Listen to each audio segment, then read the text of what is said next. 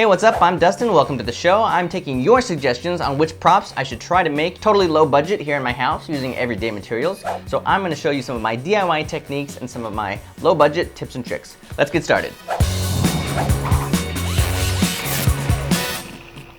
Alright, so far, the most requested prop from you guys is the hoverboard from Back to the Future 2. Now, Back to the Future is my favorite movie, so I'm totally excited to do this. It seems fairly simple at first because it's kind of like a skateboard without wheels, but there's more details to it than you might think. There's the magnets on the bottom. I think I'm gonna just build it out of plywood and then maybe foam to cut out some of these little pieces. We'll just hit it with some spray paint. Alright, so one of the main things about this is the design of the front and the back, which is very specific. So to make this a little bit easier for you to follow along, I've designed the front and back of this, and there's a link in the description. You can actually print it out and follow along with exactly what I'm doing. That's what I'm going to be using, so let's just start with the printouts and then go from there.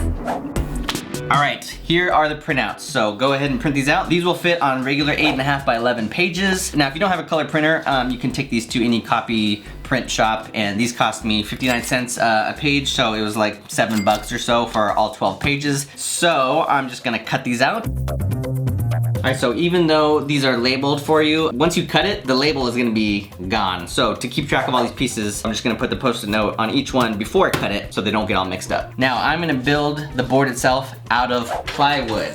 So I picked this up, it was $12, and this is 3/4 inch. If you don't wanna cut wood, or if you don't have the tools to do it, another really good option is 1/2 inch foam board. So this was $7. It's a little more fragile, of course, you don't want to break it, but it's lighter, easier to cut, and you can follow along all the exact same steps of how we're going to continue on with this. You could do it with a foam board instead, but I'm going to show you how to cut this wood. So let's first make our marks for where we're going to cut. Okay, the first thing is to measure the width, which is going to be 10.5 inches.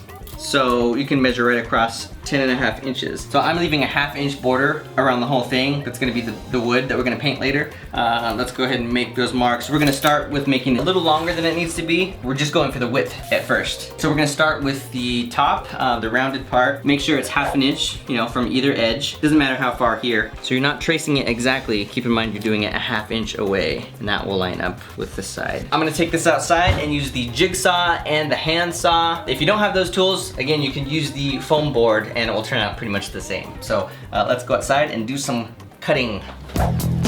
Okay, so we're gonna start with the circular saw. I'm gonna just cut this straight line all the way down. See, I don't have like a proper workbench, but what I like to do is just use these little clamps to squeeze down and just kind of clamp either side and just hold it into place. So of course we went extra long for now, but this is our width. So now we're gonna switch to the jigsaw, which gets a little bit more fine tuning, and we can do angles and stuff. You just wanna take this nice and slow. We're gonna try and make a perfect line. Just follow your pencil all the way around. Okay. All right, so from our freshly cut rounded edge, we're gonna measure down 29.5 inches. So go ahead and mark that from the tip. Now we're gonna cut that straight across. Alright, so that is the main piece. Now we just gotta make the little lip that comes up right here. Instead of straight down, it's gonna be at a slight angle, so when we attach it to this one, it'll pop up a little bit. Before you make any adjustments, be sure to unplug it. You don't wanna lose a finger. Alright, so the angle that you want on here is about 20 degrees. I'm going just a hair over 20 degrees actually. Now, we'll be cutting at an angle. So, take the extra piece that we've got, and we'll just cut a straight line with our new angle. Alright, so there we go. Alright, I'm gonna just put the actual pages on here, lay them out, then we'll know exactly where the cut needs to be. This is where it's gonna eventually be glued. That's our edge. Alright, so we wanna go a 1/2 inch away from that. Here we go. So that is gonna be our final cut, and we can attach this to the rest of it. Don't forget to change this back to flat. There we go. All right, so the next step is to sand the edges all the way around. You want it to be nice and smooth. Just make it kind of rounded as much as possible. All right, so you can do it by hand like that. It's kind of taking a while and it's ripping up, but if you've got an electric sander, you can try that out. Be sure not to sand these edges though. These need to be nice and flat so that they can connect, but all the other edges need to be sanded. All right, so I'm just gonna figure out a way to attach these two pieces together. I'm gonna throw some heavy duty glue in here. It won't be dried today. This stuff takes 24 hours to set, but this is E6000 craft glue, really strong. All right, so what I think I'm gonna do is try to stick some little nails through here at an angle. So you can hammer those by hand. I actually have this staple gun that shoots these little tiny nails. They're actually called brads. So I'm gonna try and just shoot those down right at a little bit of an angle so it sinks into this piece without going through. Hey, that's not bad. All right, so I'm just gonna sink these in the rest of the way. This is called a nail set. It's only a couple bucks, and it's used for finishing nails usually, where you can sink stuff into the wood, because we don't want this sticking out here. All right, to fill this crack, I'm just gonna hit it with some spackling paste real quick. This is the kind you would just use like on a wall or something. So I'm gonna let that dry for a minute, and then I'm gonna smooth it out with the sandpaper. I'm gonna throw a little duct tape in here, just for a little bit more support. All right, so now we just gotta paint the edges pink. All right, so I got fluorescent pink. Now I only have to spray the edges because we're putting paper on the rest of it.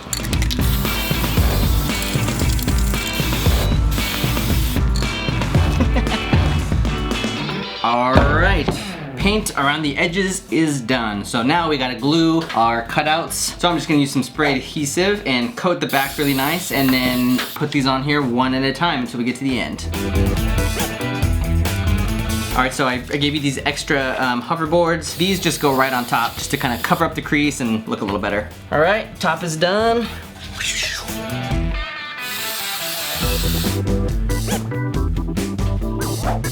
Okay, so it's actually been a few days and I'm noticing that the paper isn't really holding well to the wood with that spray adhesive, so I'm just spreading on some tacky glue, which is really similar to Elmer's glue, but it's less watery, so it won't cause the paper to wrinkle. So I'm spreading that on here. All right, so for the magnetic discs on the bottom of the hoverboard, I found some plates that were pretty darn close to the right shape. I got these at the 99-cent store, so definitely look around for a container or a plate that matches the shape you want. What I like is that they're flat across the top and then they kind of bevel down. You have to just kind of play around with it, but I can make them work. I'm just gonna go ahead and cut off the rims. I'm gonna use these foam sheets. Now these are only 99 cents and they come in a huge variety of colors, and make new rims out of the black foam. All right, so I'm gonna glue the edges of these black discs down right onto the board, but since it's just making contact with the paper at this point, I'm gonna go ahead and staple them down too with the staple gun, so it's really hanging onto the wood. Those aren't going anywhere. All right, so I'm starting with primer just to help the spray paint stick to the plastic. All right, so the edge is gonna be black, so I'm gonna spray that first. Then once it dries, I'll mask it off and spray the top silver. I just cut a circle out of some cardboard so I can just spray the top and really make it perfect. All right, so the final step is a clear coat. This paint might flake off the plastic a little bit, but the clear coat will help.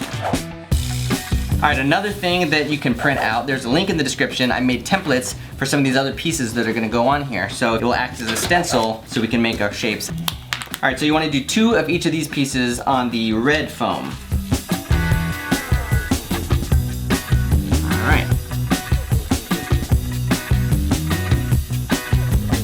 This foam isn't super thick, it's a little on the thin side. For this middle piece, it's the purple one. So I found at the craft store one of these beer cozies. It's foam and it's a little thicker and it's purple. So I'm just gonna cut this open and use the template to cut it to shape. That stuff was a little tougher to cut than I expected. It's really rubbery, but I mean, that's pretty good. That's our shape.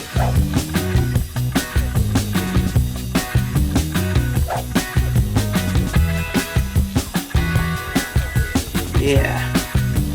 So I'm just drawing right on there with the Sharpie to get some of those details that I see in the photo. So this is all glued on. Now I'm gonna use actual screws and just screw those right into the wood in all the right places. I'm gonna need 10 of them. Make sure you don't go too far down. This is just foam, so you gotta stop at just the right moment.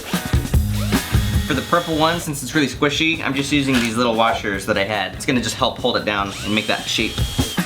All right, so that is it for the bottom. Now, time to flip it over. All right, so for that top kind of foot plate looking thing, I'm gonna see if I have something already that kind of is a disc or something I can cut that I can kind of paint and put some fabric on. All right, so I think I'm gonna go with this one. It's just the right size. All I gotta do is just cut it all the way around, and it has kind of a jagged edge, so I think I'm just gonna sand that down and make it a little bit more smooth. All right, I already had some of this bright green spray paint, so I'm just gonna use some of this.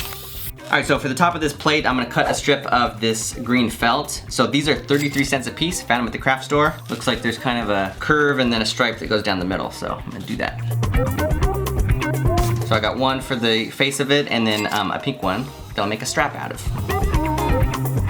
All All right, so I glued my felts into place, just attached both sides of the strap. And now I'm gonna glue the whole thing, and that is the final piece.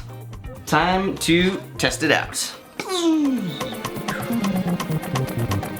All right, that is our low budget hoverboard. I spent about $33 on this entire thing. I've wanted a hoverboard since I was about 10 years old, so this is awesome. I hope you can follow along and use the printouts that I provided in the link. And let me know if you have any other questions in the comments. And also tell me what other props you want to see me make. I'll be taking your suggestions. So be sure and subscribe to the channel for more awesome content, and I will see you in the future.